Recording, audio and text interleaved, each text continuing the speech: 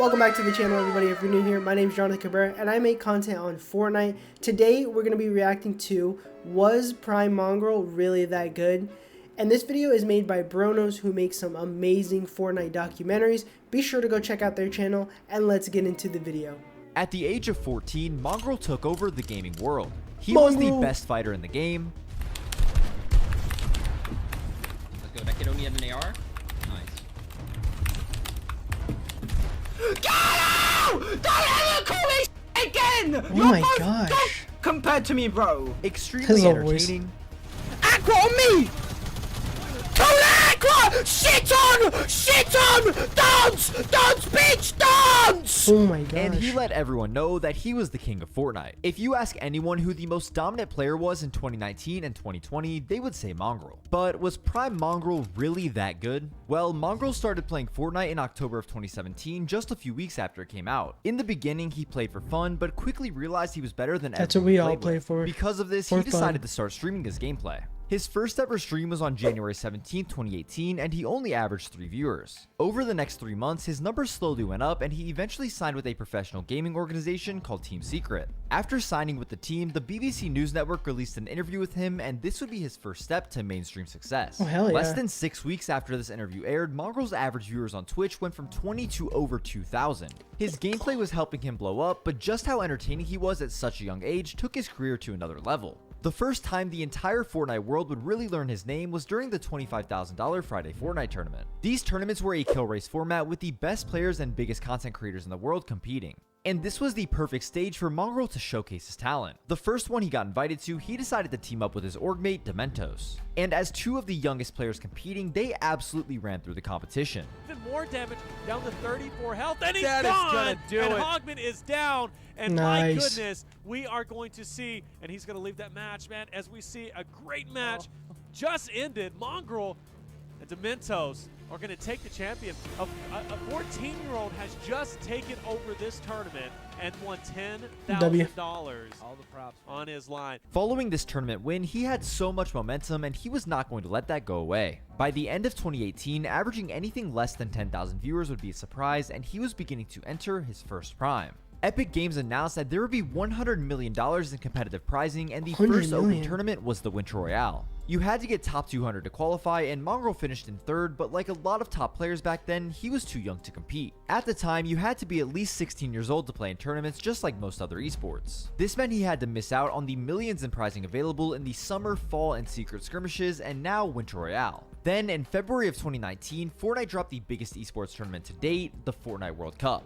This was a $30 million tournament that would be hosted around the world, open for anyone to compete. And at the bottom of the announcement was a line that would change Mongraal's life forever. To be eligible to participate in any Fortnite competition, a player must be at least 13 years old. Now that he was able to play in the tournaments, he was ready to show everyone just how good he actually was. Going into the World Cup, he teamed up with another one of EU's best players, Mitro. Nowadays, we all know how good this duo ended up, but back then, nobody knew what they were capable of. Needless to say, they got off to a really hot start. Their first tournament together was the Lux Cup. It was basically a warm-up for the World Cup qualifiers, and not only did they win the semifinals, they won the finals as well after dropping a bomb in their last game. Not only was Mongraal winning tournaments, he was streaming them for everyone to see. There were plenty of other good players, but nobody was doing it while live to tens of thousands of viewers. Heading into the World Cup, there was nobody with higher expectations than Mongraal. And there was also one group of people that had really high expectations, and that was FaZe Clan. FaZe is one of the most recognizable esports organizations, and they decided to sign him right before the biggest tournament in esports history.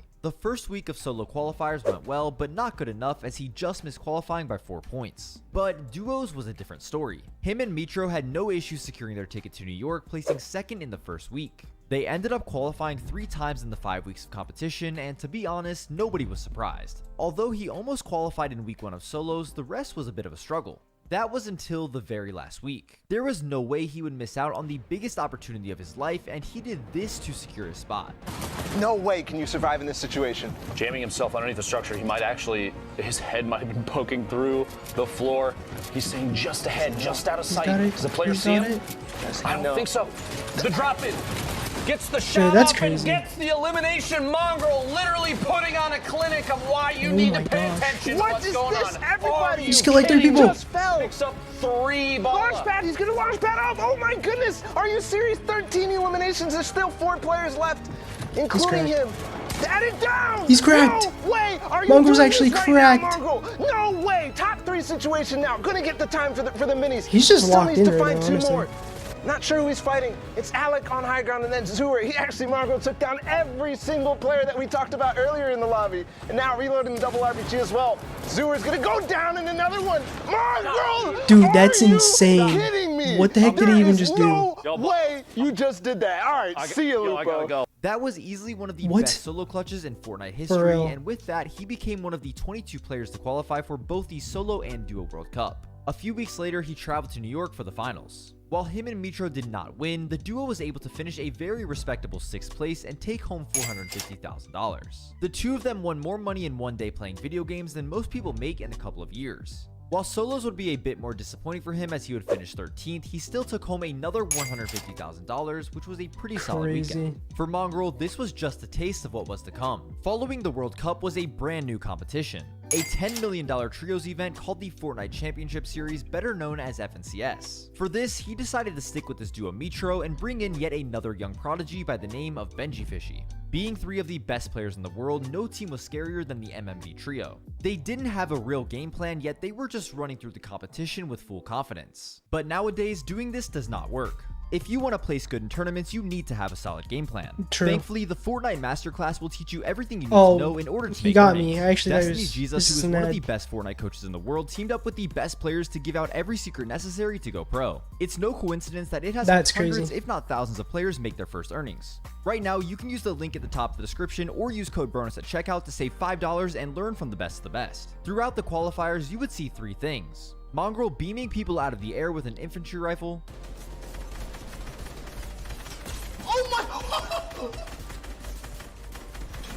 Oh my god! Oh my god! Oh my! a ton of yelling, Go, dude.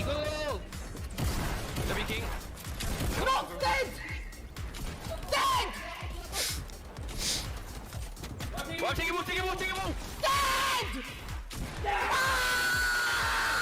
and of course, Mongraal absolutely the popping hell? off. I'm gonna drop. I'm dropping. Aqua on me! Aqua! Shit on! Shit on!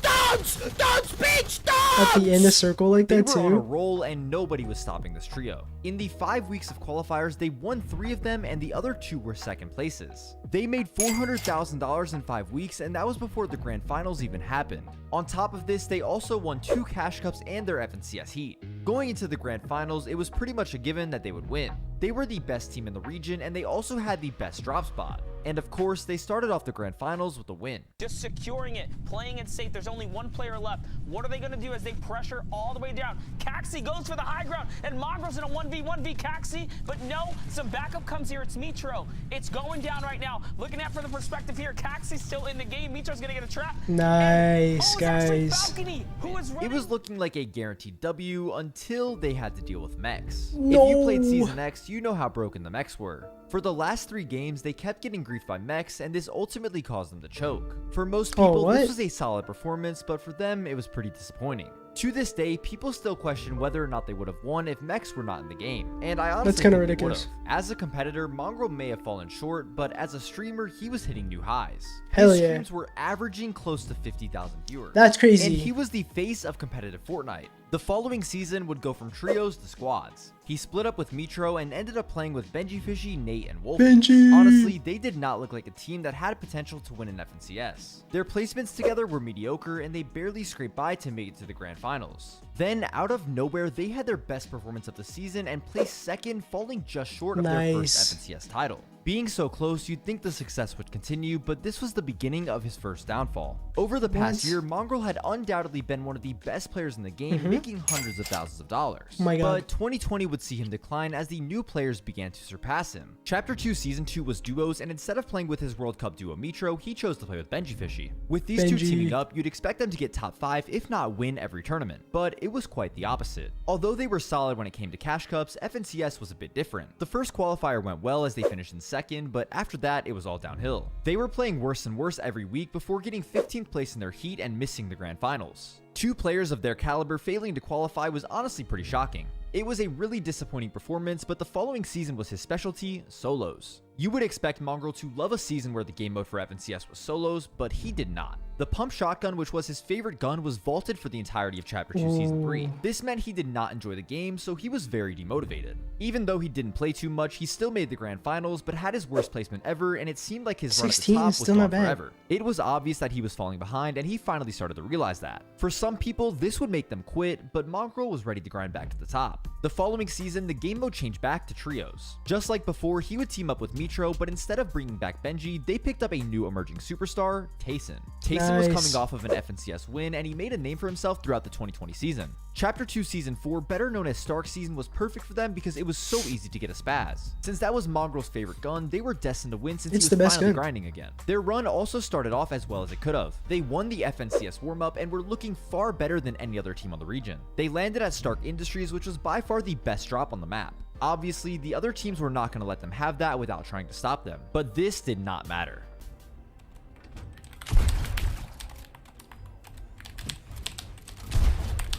Nice. So easy. Go for finish it, go for finish it. Mr. Stark! Get the fuck out! You fucking washy boys! Don't ever fucking contest me because you'll get 1v3 like that! Week after week, they continued dominating any team that tried to contest them. During this era of Fortnite, being contested and still winning tournaments was unheard of, but they were doing just that. And the thing is, half the time, they were not even trying. Mongraal and Mitro were constantly trolling, and Tayson was the only one who took practice seriously. I saw this trolling. I think they kicked them from their team, no? Ooh, Tayson wants to do the God IGL. Do we listen to the IGL, Tayson? Let's have a think about this though. I think we listen to Mongraal because it's the most kills right now. Yeah. Which one? Oh, let's go! Where are we going, boys? Where are we going? By the time the FNCS Grand Finals rolled around, the trio had enough respect to be uncontested. Okay. With the best loot in the game, they had no intention of losing this tournament. Let's go! 1 HP. Nice.